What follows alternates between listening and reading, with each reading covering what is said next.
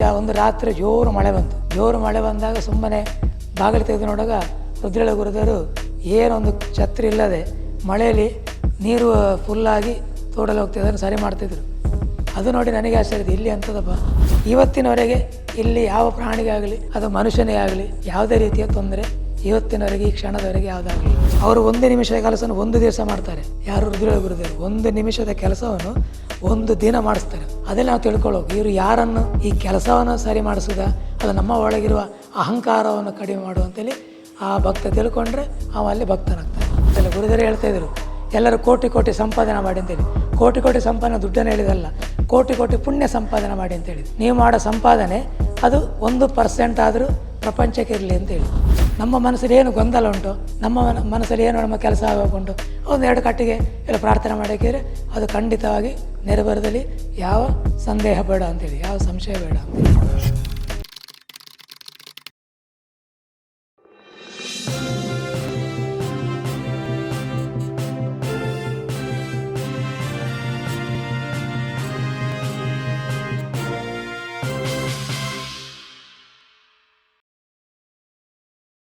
ಆದ ಕಾರಣ ಇಲ್ಲಿ ಪ್ರಧಾನವಾಗಿ ಬಂದಿದೆ ಫಸ್ಟಿಗೆ ಅನ್ನಪೂರ್ಣೇಶ್ವರಿ ದೇವರು. ಹಾಗೆ ಇಲ್ಲಿ ಗುರುದೇವರು ಹೇಳಿದರೆ ಅವರು ಗುರು ಸೇವೆ ಮಾಡುವಾಗ ಅವರು ಅನ್ನ ಪ್ರಸಾದ ಮಾಡ್ತಿರುವಾಗಲೇ ಅವರು ಇವತ್ತಿನವರೆಗೆ ಇಲ್ಲಿ ನೀವು ನೋಡಿರ್ಬೋದು ಎಷ್ಟು ಭಕ್ತರ ಹತ್ರ ಮಾತು. ಅಲ್ಲಿ 13 ವರ್ಷ ಒಂದು ಭಕ್ತರ ಹತ್ರ ಕೂಡ ಈ ಥರ ಮಾತಾಡಿರಲಿಕ್ಕಿಲ್ಲ. ಒಬ್ಬರನ್ನು ಪರಿವರ್ತನೆ ಮಾಡೋಕ್ಕೂ ಒಬ್ಬರನ್ನು ಏನು ಈ ಥರ ನೀನು ಹೋಗು ಅಂತೇಳಿ ಹೇಳಿದಿರಲಿಕ್ಕಿಲ್ಲ. ಅವರು ಕೇವಲ ಪ್ರಸಾದದಲ್ಲೇ ಎಲ್ಲರನ್ನು ಪರಿವರ್ತನೆ ಮಾಡಿದ್ರು. ಹಾಗೆ ಅಲ್ಲಿ ಅವರಿಗೆ ಆಗಲೇ ಒಂದು ಹೆಸರು ಕೊಟ್ಟದ್ದು ಅನ್ನದಾನ ಪ್ರಭು ಅಂತೇಳಿ. ಎಷ್ಟೋ ಜನ ಅವ್ರನ್ನ ಕರಿತಿದ್ರು ಅನ್ನಪೂರ್ಣೇಶ್ವರಿ ಅಂತೇಳಿ. ಎಷ್ಟೋ ಜನಕ್ಕೆ ಬಂದವರಿಗೆ ಅವರೇ ಕೈಯಾರೆ ನಮಗೆ ಕೂಡ ಬಳಸಿದ್ದಾರೆ. ಬೆಳಿಗ್ಗಿನ ಹೊತ್ತಾದ ಕೂಡಲೇ ಬನ್ನಿ ಪ್ರಸಾದ ಊಟ ಮಾಡಿ ಅಂತೇಳಿ. ಅದು ನಿನ್ನೆದಾಗಿರೋದು ಏನು ನಮಗೆ ಅದಲ್ಲ. ಅವರು ಬಳಸುವಾಗಲೇ ಅದೊಂದು ಎಷ್ಟು ಬೇಕಾದ್ರೆ ಬಳಸಲಿ, ಅದು ಎಲ್ಲಿ ಹೋಗ್ತಾ ನಮಗೆ ಗೊತ್ತಿಲ್ಲ. ಅಷ್ಟು ಊಟ ನಾವು ಊಟ ಮಾಡ್ತಿದ್ದೆ, ಅಷ್ಟು ಸೇವೆ ಅಲ್ಲಿರ್ತದೆ. ಅಲ್ಲಿ ಯಾರಿಗೆ ಕೂತ್ಕೊಂಡು ಒಂದು ನಿಮಿಷ ಮಾತಾಡಿದಿರಲಿಕ್ಕಿಲ್ಲ. ಅಲ್ಲಿ ನಾವು 3 ವರ್ಷದಲ್ಲಿರುವಾಗ ಅಲ್ಲಿ ಯಾವಾಗ ಗುರುದೇವರು ದೊಡ್ಡ ಗುರುದೇವರು ಅಲ್ಲಿ ಅಮ್ಮ ಇದ್ದಾರೆ ಸೇವೆ ಮಾಡೋರು, ಅವ್ರು ಯಾವಾಗ ಪೂಜೆ ಗಂಟೆ ಹೊಡಿತಾರೋ ಅಲ್ಲಿಗೆ ಸ್ಟಾಪ್ ಆಗೋದು ನಮ್ಮ ಸೇವೆ. ಅಲ್ಲಿವರೆಗೆ ಸೇವೆನೇ. ಅದು ಎಂಥ ಸೇವೆ ಅಂತ ನಮಗೆ ಗೊತ್ತಿಲ್ಲ. ನಾವು ನಿಜವಾಗಿ ಮಾಡೋದಲ್ಲ, ನಾವು ನಿಜವಾಗಿ ಅಲ್ಲಿ ಗೋಕುಲ ಅಂತೇಳಿ ಮಾಡೋದು ಅಲ್ಲವೇ ಇಲ್ಲ. ಅದು ಯಾವುದೋ ಒಂದು ಶಕ್ತಿಯಲ್ಲಿ ಮಾಡಿಸೋದು. ನಿದ್ರೆ ಇಲ್ಲ, ಹಸಿವು ಇಲ್ಲ. ಅಲ್ಲಿ ಎಷ್ಟು ಗಂಟೆ ಪೂಜೆ ಅಂತ ಗೊತ್ತಿಲ್ಲ. ಬೆಳಿಗ್ಗೆ ಪೂಜೆ ಆಗಲಿ, ಮಧ್ಯಾಹ್ನ ಪೂಜೆ ಆಗಲಿ, ರಾತ್ರಿ ಪೂಜೆ ಆಗಲಿ, ಎಷ್ಟೊತ್ತು ಪೂಜೆ ಆಗಲಿ ಅದು ನಮಗೆ ಗೊತ್ತಾಗೋದೇ ಇಲ್ಲ. ಅಷ್ಟು ಪೂಜೆ ಆಗುವವರೆಗೂ ನಿದ್ರೆಯಲ್ಲ, ಹಸಿವಿಲ್ಲ, ಏನಿಲ್ಲ. ಆದರೆ ಅಲ್ಲಿ ಬೇಕಾದಷ್ಟು ಉಂಟು. ಸಮಯಕ್ಕೆ ಊಟ ಮಾಡುವುದು, ಏನು ಬೇಕಾದ್ರೆ ಮಾಡುವುದು, ಅರ್ಥ ಮಾಡಬೇಕು. ಹಾಗೆ ಇದನ್ನು ನಮಗೆ ಅಲ್ಲೇ ಆಗಲೇ ನಮಗೆ ಹೇಳಿಕೊಟ್ಟಿದ್ದಾರೆ. ಯಾಕೆಂದೇಳಿದರೆ ಇನ್ನೊಂದು ವಿಚಾರ, ಒಂದು ರಾತ್ರಿ ಜೋರು ಮಳೆ ಬಂದಾಗ ಸುಮ್ಮನೆ ಬಾಗಿಲು ತೆಗೆದು ನೋಡುವಾಗ ರುದ್ರಳ ಗುರುದರು ಏನೊಂದು ಛತ್ರಿ ಇಲ್ಲದೆ ಮಳೆಯಲ್ಲಿ ನೀರು ಫುಲ್ಲಾಗಿ ತೋಡಲು ಹೋಗ್ತಿದ್ರು, ಅದನ್ನು ಸರಿ ಮಾಡ್ತಿದ್ರು. ಅದು ನೋಡಿ ನನಗೆ ಆಶ್ಚರ್ಯ, ಇಲ್ಲಿ ಅಂಥದಪ್ಪ. ಇಷ್ಟು ಪ್ರಾಯದವರಾಗಿ ಇವ್ರಿಗೆ ಚಳಿ ಇಲ್ಲ, ಏನಿಲ್ಲ.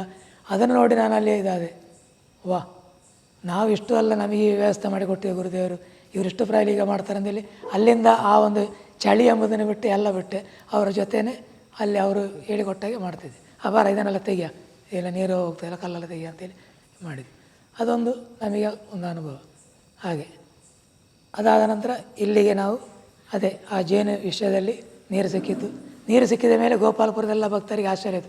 ಓ, ಈ ಸ್ವಾಮಿಗೆ ಅಂತ ಸತ್ಯ ಉಂಟು ಅಂತೇಳಿ ಎಲ್ಲ ಗ್ರಾಮದವರೆಲ್ಲ ಬರಲಿಕ್ಕೆ ಸ್ಟಾರ್ಟ್ ಆದರು. ಆವತ್ತು ಇಲ್ಲಿ ಏನಿಲ್ಲ, ವಿಷಯ ಏನಿಲ್ಲ, ಇಲ್ಲಿ ಯಾವುದೂ ಇಲ್ಲ. ಒಂದು ಬರ್ತೇವೆ, ಸಣ್ಣೊಂದು ಜೋಪಡಿಯಾಗೆ ಮಾಡಿದೆವು. ಅಲ್ಲೇ ನಾವು ಗುರುದೇವರು ಹೇಳಿದ್ದು, ಇನ್ನು ಅಲ್ಲೆಲ್ಲ ನಾನು ಇಲ್ಲಿ ಇರ್ತೇನೆ ಅಂತೇಳಿ. ಇಲ್ಲಿ ಯಾವ ವ್ಯವಸ್ಥೆ ಇಲ್ಲ. ಮಳೆ ಬಂದರೂ ಯಾವುದೇ ಹಾಕುವಂಥ ವ್ಯವಸ್ಥೆ ಇಲ್ಲ. ಗುರುದೇವರು ಅವಾಗ ಹೇಳಿದರು 1 ರೂಪಾಯಿಲಿದೆ ಬಂದವು ಅಂತೇಳಿ.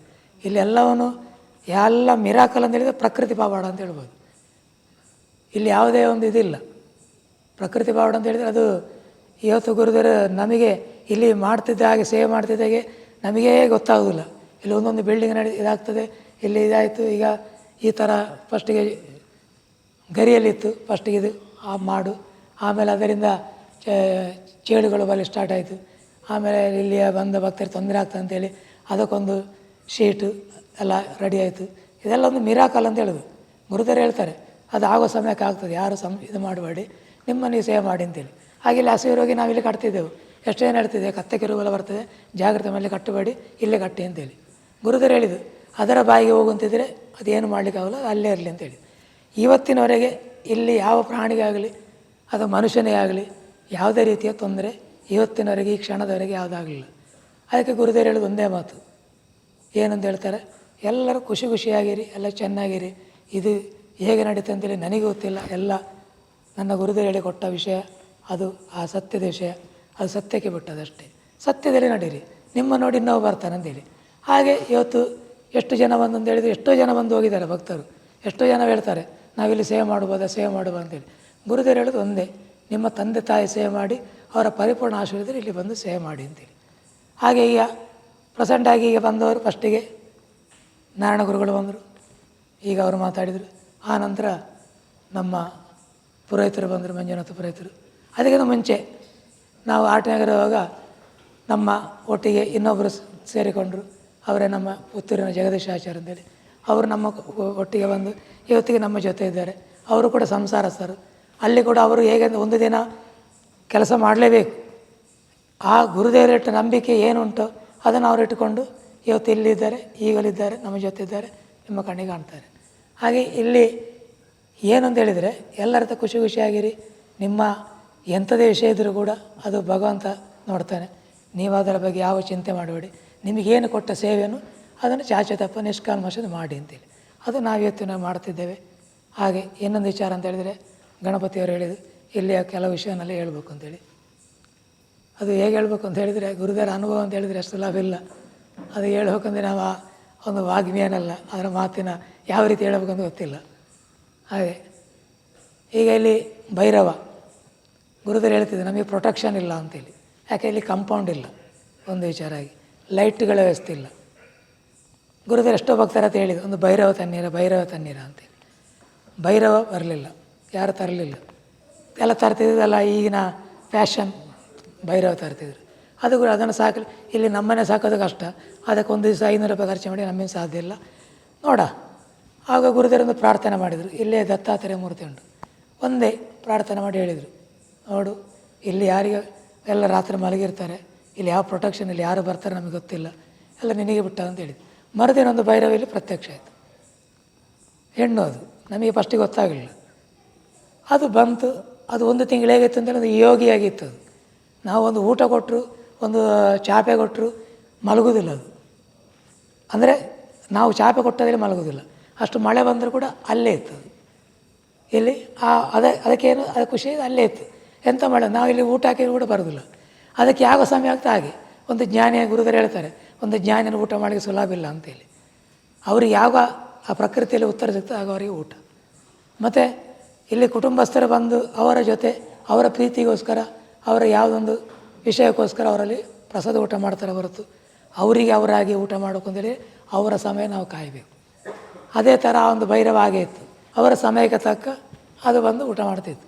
ನಂತರ ಸಂತಾನಲ್ಲಿ ಬೆಳೆದು ಇವತ್ತು ಎಷ್ಟೋ ಭೈರವ ಆಯಿತು. ಇಲ್ಲಿ ಏನು ನಮಗೆ ತೊಂದರೆ ಇಲ್ಲ. ಎಷ್ಟೋ ಜನ ಹೇಳಿದೆ, ನಾವು ಬರುವಾಗ ಇಲ್ಲಿ ಕೆಲವೊಮ್ಮೆ ಬೆಳಿಗ್ಗೆ ನಮ್ಮ ಪೂಜೆಯಲ್ಲಿ ನಡೀತದೆ. ಎಲ್ಲೊಮ್ಮೆ ನಿದ್ರೆಯಲ್ಲಿ 1-2 ಭಕ್ತರು ಬಂದಿದ್ದರು. ಭಕ್ತರು ಬಂದಗಳಿಗೆ ಅವರು ಹೇಳಿದಾಗೆ ನಮಗಿಲ್ಲಿ ಬಂದ ಕೂಡ ವೆಲ್ಕಮ್ ಮಾಡಿದ್ದೆ ಭೈರವ ಅಂತೇಳಿ. ಅವ್ರು ಹೇಳಿದ್ರು ನಮಗೆ ವೆಲ್ಕಮ್ ಮಾಡಿದೆ ಭೈರವ ಅಂತೇಳಿ. ಆಗ ಗುರುದೇವರು ಇಲ್ಲಿದ್ದರು. ಎಂಥ ಸೌಂಡ್ ಕೇಳಿ ಅವರು ಯಾವಾಗ ಇಲ್ಲಿ ಈ ರೂಮ್ ಇದೆಯಲ್ಲ ಈ ಕೋಣೆಯಲ್ಲಿ ಗುರುದೇವರು 3 ವರ್ಷ ಇದ್ದರು. ಬರೀ ಶೀಟಿನಲ್ಲೇ ಆ 3 ವರ್ಷ ಬಿಸಿಲು, ಅಷ್ಟು ಬಿಸಿಲು ಅಂತ ಹೇಳಿದರೆ ಇಲ್ಲಿಯ ಬಿಸಿಲು ತಡೆಗೆ ಯಾರಿಂದರೆ ಸಾಧ್ಯ ಇಲ್ಲ. 40 ಡಿಗ್ರಿ ಬರಲಿ, ಎಷ್ಟು ಡಿಗ್ರಿ ಅಲ್ಲಿ ಅಂಥ ಬಿಸಿಲನ್ನು ಭಕ್ತರಿಗೆ ಬರದಾಗೆ ಅದನ್ನು ಕೂಡ ಅವರು ಸೇವನೆ ಮಾಡ್ತಿದ್ರು. ಅರ್ಥ ಮಾಡಬೇಕು. ಅವರು ಗುರು ಭಕ್ತರಿಗೆ ಒಂದು ಎಳ್ಳಿನಷ್ಟು ಕೂಡ ಇವತ್ತಿನವರೆಗೆ ನೋವು ಮಾಡಿರಲಿಕ್ಕಿಲ್ಲ. ಅಂಥ ಒಂದು ಗುರುದೇವರನ್ನು ನಾವು ಇವತ್ತಿನವರೆಗೆ ಆಗಲಿ, ಈ ಜನ್ಮ ಆಗಲಿ ಇನ್ನೊಂದು ಜನ್ಮ ಆಗಲಿ ಕೂಡ ಇಂಥ ಗುರುದೇವರು ನಮಗೆ ಸಿಗಬೇಕು ಅಂತೇಳಿ ನಾವು ಪ್ರಾರ್ಥನೆ ಮಾಡೋದು. ಅವರು ಕೂಡ ಹೇಳ್ತಾರೆ, ಅಂಥ ಒಂದು ಗುರು ಇನ್ನೂ ಹುಟ್ಟಲಿಕ್ಕಿಲ್ಲ, ಇಂಥ ಒಂದು ಶಿಷ್ಯ ಇನ್ನೂ ಹುಟ್ಟಲಿಕ್ಕಿಲ್ಲ ಅಂತ ಹೇಳಿದೆ. ಕಾರಣ ಅಂತ ಹೇಳಿದರೆ ಅಂಥ ಗುರುವಿನೊಟ್ಟಿಗೆ ಇರಲಿಕ್ಕೆ ಸಾಧ್ಯವಿಲ್ಲ. ಅವರಿಗೆ ಲಕ್ಷೋಪಲಕ್ಷ ಜನ ಭಕ್ತರಿದ್ದರು. ಯಾಕೆ ಇವರೇ ಸಿಗಬೇಕು? ಎಲ್ಲರಿಗೆ ಪರಿವರ್ತನೆ ಮಾಡೋಯ್ತಲ್ಲ. ಅವರು ಮಾತು ಯಾರಿಗೆ ಹೇಳೋದಿಲ್ಲ. ಅವರು ಹೇಳೋದು ಒಂದೇ, ಸೇವೆ ಮಾಡು. ನೀವು ಸೇವೆಯಲ್ಲಿ ಅವರು 1 ನಿಮಿಷದ ಕೆಲಸವನ್ನು 1 ದಿವಸ ಮಾಡ್ತಾರೆ. ಯಾರು ರುದ್ರ ಗುರುದೇವರು 1 ನಿಮಿಷದ ಕೆಲಸವನ್ನು 1 ದಿನ ಮಾಡಿಸ್ತಾರೆ.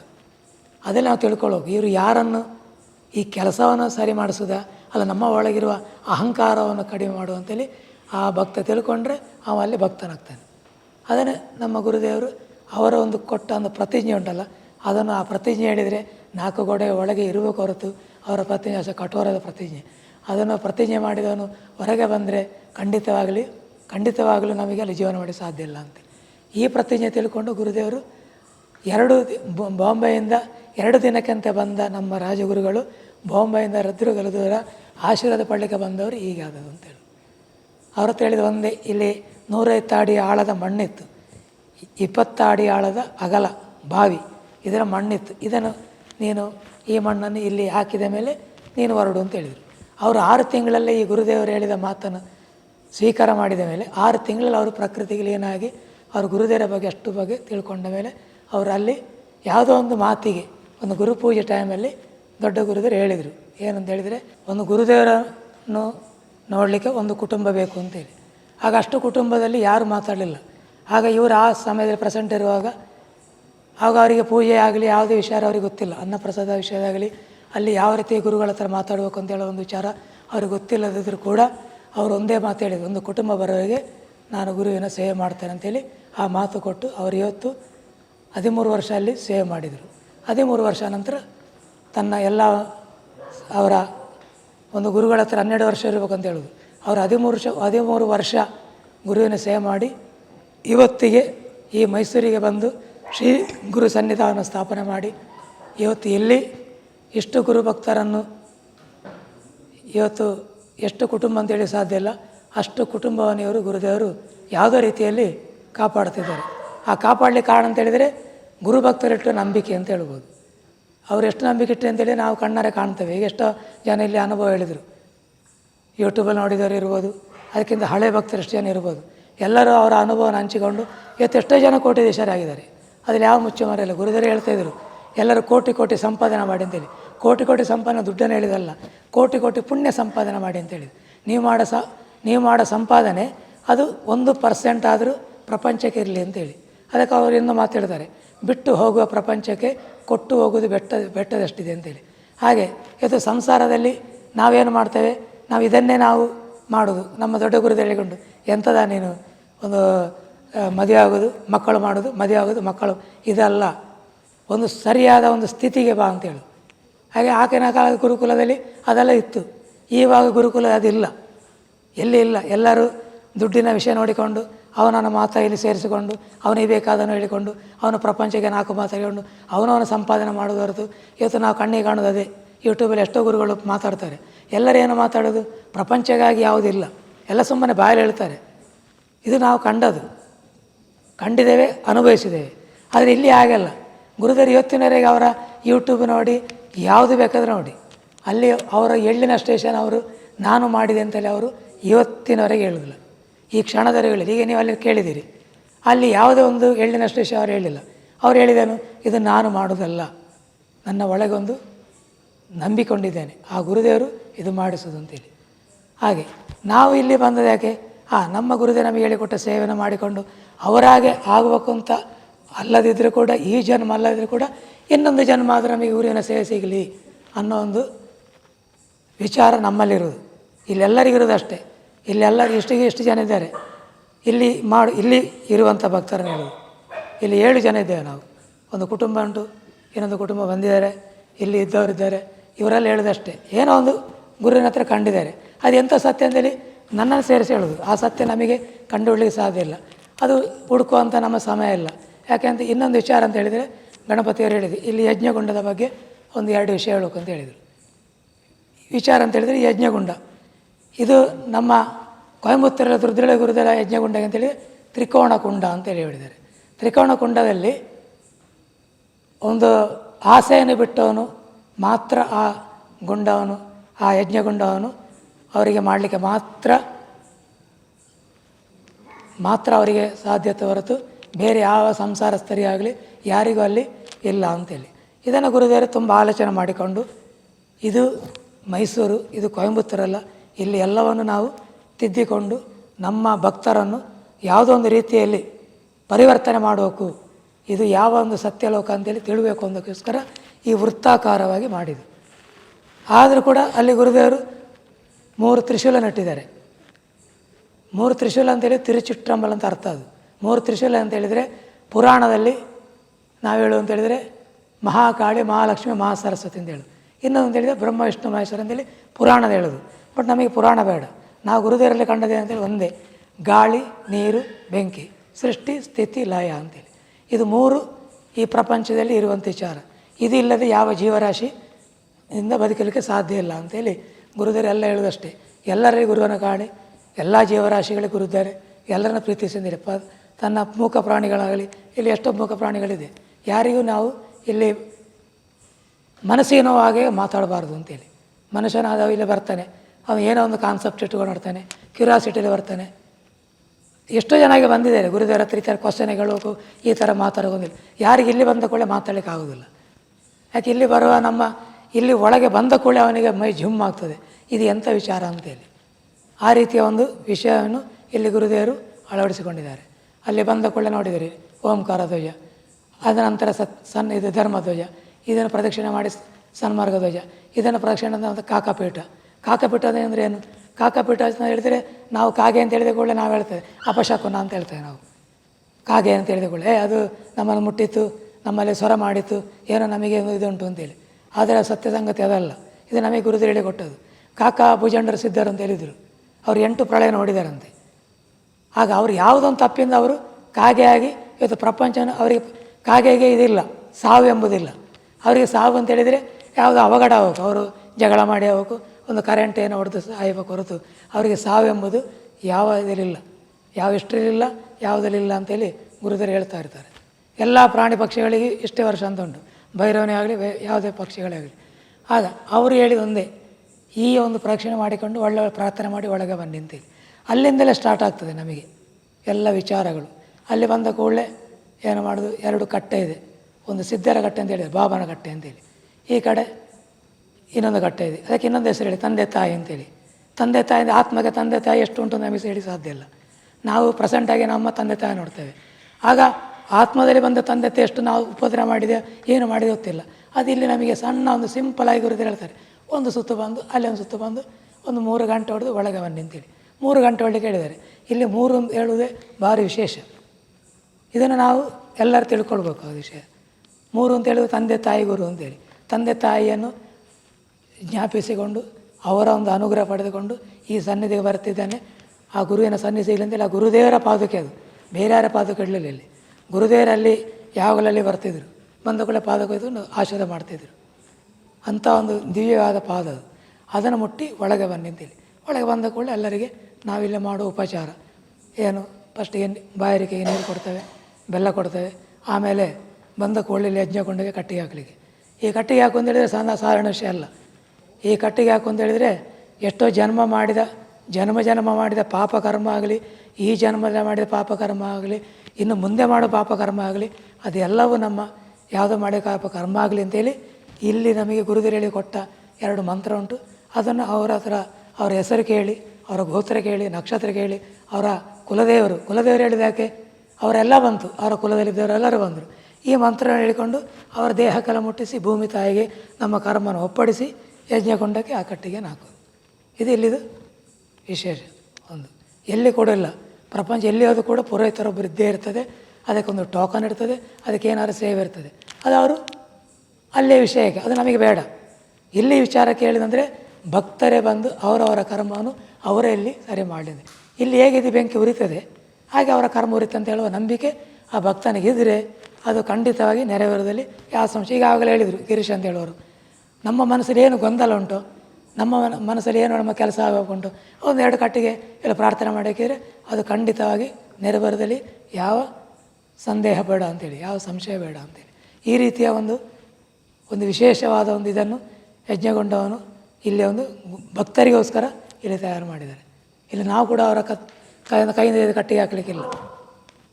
ಅರ್ಥ ಮಾಡಬೇಕು. ಒಳ್ಳೆ ಒಂದು ವಿಷಯ ಅಂತ ಹೇಳಿದರೆ ಅದು ಗುರುದೇವರು ಯಾಕೆ ಹೇಳಿದ್ರು ಅಂತ ಹೇಳಿದರೆ ಅದಿಲ್ಲಿ ನೀವು ಇಲ್ಲಿ ಬರುವ ಭಕ್ತರು ಇದನ್ನು ಅರ್ಥ ಮಾಡಿದರೆ ಮಾತ್ರ ಗೊತ್ತಾಗ್ತದೆ.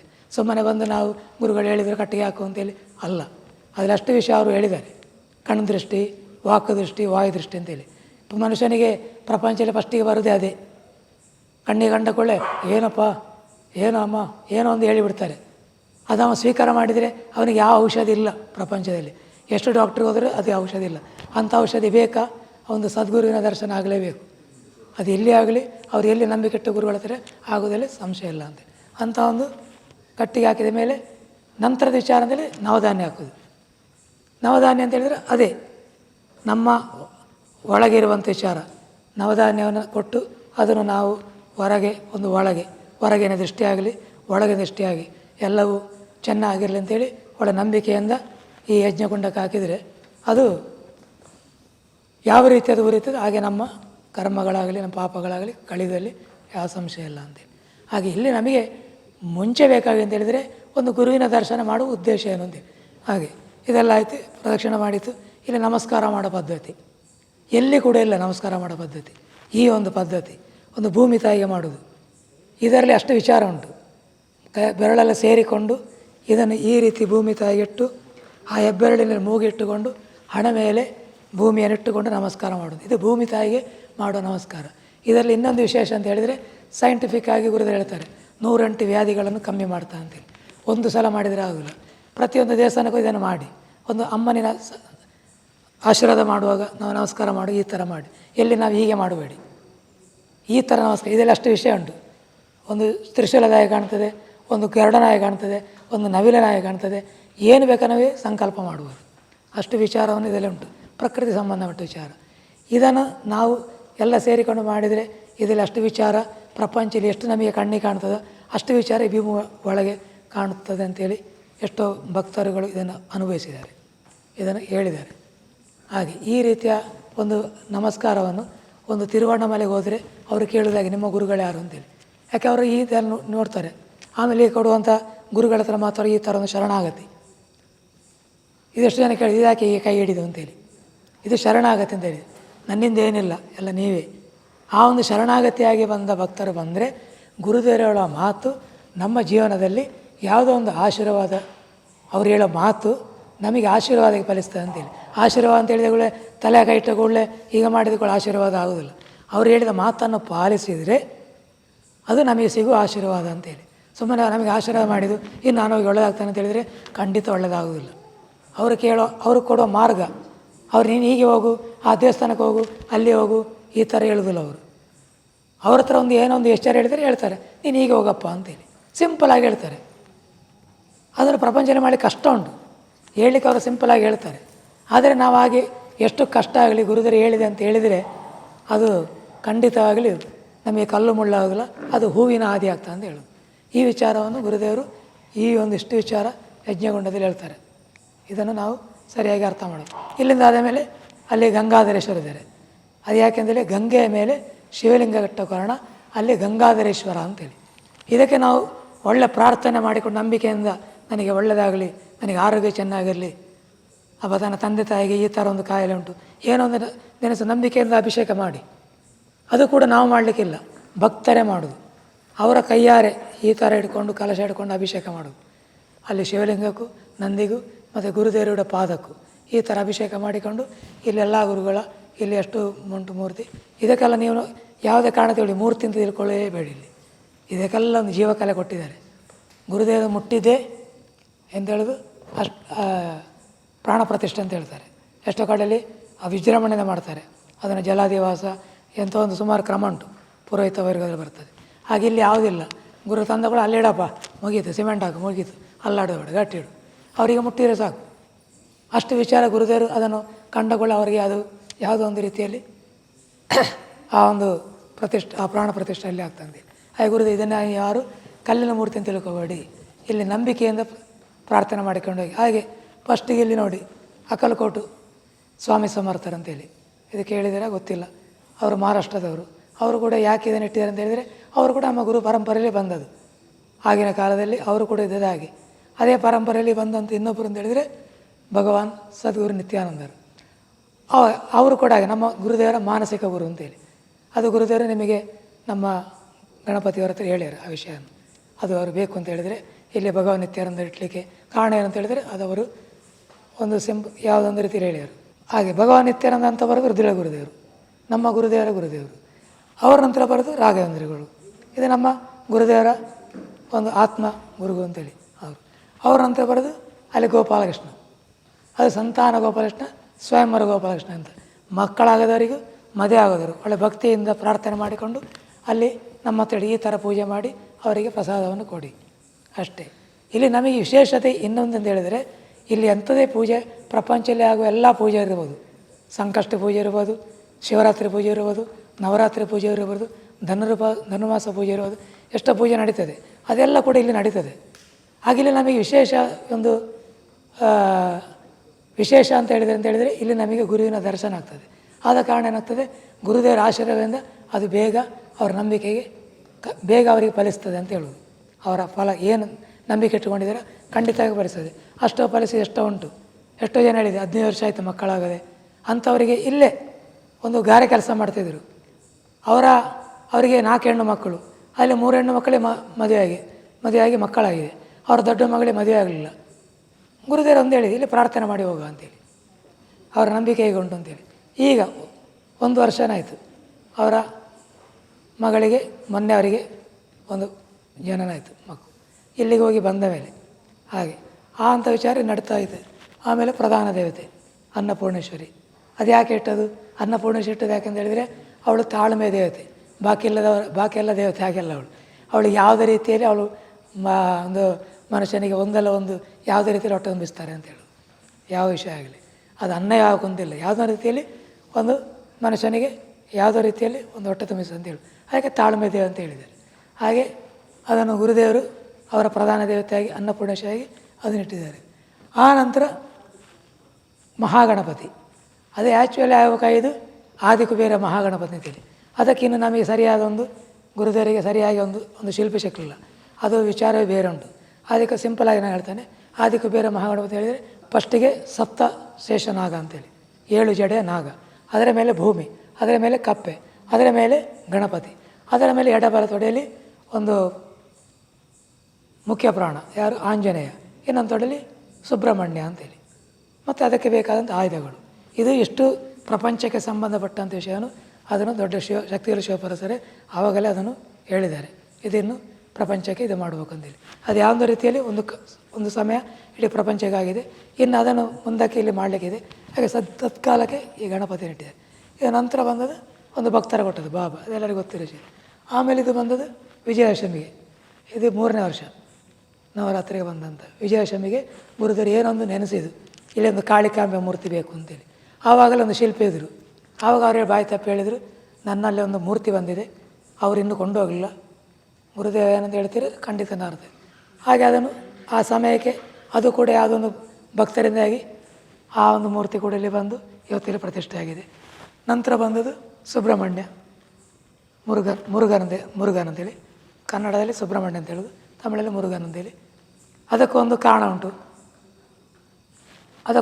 ಉಂಟು. ಏನಂತ ಹೇಳಿದರೆ, ನಮ್ಮ ರುದ್ರವೇಲು ಗುರುದೇವರು ಪ್ರಥಮವಾಗಿ ಆಧ್ಯಾತ್ಮಿಕ ಅಂತೇಳಿ ಹೋದ ಒಂದು ಜಾಗೆ ಅಂತ ಹೇಳಿದರೆ ಇಲ್ಲಿ ಮರದ ಮಲೆ ಅಂತೇಳಿ, ಅಲ್ಲಿ ಮುರುಗನ ದೇವಸ್ಥಾನ ಉಂಟು. ಅದು ಹೇಗೆ ಅಂತೇಳಿ ಒಂದು ಮನೇಲಿದ್ದರು ನಮ್ಮ ಯಾರು ರುದ್ರವೇಲು ಗುರುದೇವರು. ಅವರ ಮನೆಯಿಂದ ಹೋದ ಕಾರಣ ಅದೇ ಭಕ್ತರ ಕೈಯಲ್ಲಿ ಆ ಒಂದು ಮೂರ್ತಿಯನ್ನು ಅವರ ಕೈಯಲ್ಲಿ ಮಾಡಿಸಿದರು.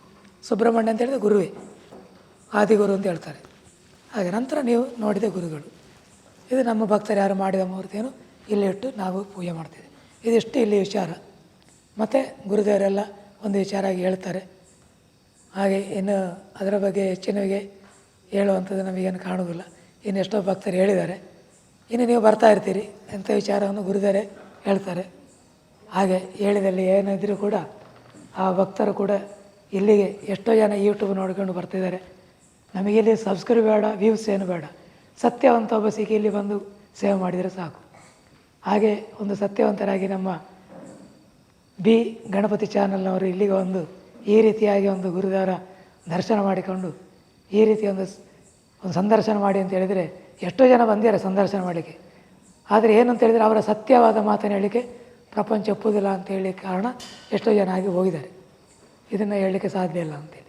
ಆದರೆ ಇವರೇನೋ ಒಂದು ಕಾನ್ಸೆಪ್ಟ್ ಇಟ್ಟುಕೊಂಡು ಇಲ್ಲಿ ಅವರು ಗಣಪತಿ ಭಟ್ಟಾಗಿ ಬರಲಿಲ್ಲ, ಅವರು ಗುರುಭಕ್ತನಾಗಿ ಬಂದು ಇವತ್ತು ಈ ಒಂದು ಯಾವುದೋ ಒಂದು ಭಕ್ತ ಅವರ ಆಸೆಗೆ ಇದೊಂದು ಈಡೇರಬೇಕು ಅಂತೇಳಿ ಅವರ ಗುರುದೇವರು ಒಂದು ಸಮಯ ಹೇಳಿದರು, ಆನೆ ಬಂತು ಆನೆ ಯಾವ ಊರಾನೆ ಅಂತೇಳಿ. ಅದನ್ನು ಸಿಂಪಲಾಗಿ ಹೇಳಿದರು. ಇವತ್ತು ಅವರೇ ಬಂದರು. ಅವರ ಹೆಸರು ಬೇರೆ ಏನಲ್ಲ, ಗಣಪತಿ. ಅದಕ್ಕೆ ಅವರಿಗೀಗ ಒಂದು ಮೂಲವಾಗಿ ಒಂದು ಹೆಸರಿಟ್ಟರು, ಗಜಾನನ ಮಹಾರಾಜ ಅಂತೇಳಿ. ಗುರುದೇವರ ಬಾಯಲ್ಲಿ ಈ ರೀತಿ ಬರಬೇಕು ಅಂತ ಹೇಳಿದರೆ ಅದು ಸಣ್ಣ ವಿಚಾರ ಅಲ್ಲ. ಎಷ್ಟೋ ಜನಕ್ಕೆ ಹಾಗೆ ಹೆಸರಿನಲ್ಲೇ ಪರಿವರ್ತನೆ ಮಾಡಿದ್ದಾರೆ. ಅದೇನು ಹೆಸರು ಚೇಂಜ್ ಮಾಡಿ ಇದಾಕ ಅಂತೇಳಿ. ಅದಕ್ಕೆ ಅನ್ನಿ ಕಾಣೋದು ದೇಹ ಅದೇ, ಒಳಗೆ ಆತ್ಮ ಚೇಂಜ್ ಆಗ್ತದೆ.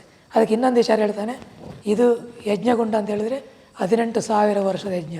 ಅದೇ ರೀತಿ ನಮ್ಮ ಗುರುದೇವರ ಜೀವಕ್ಕೆ 18,000 ವರ್ಷದ ಜೀವ.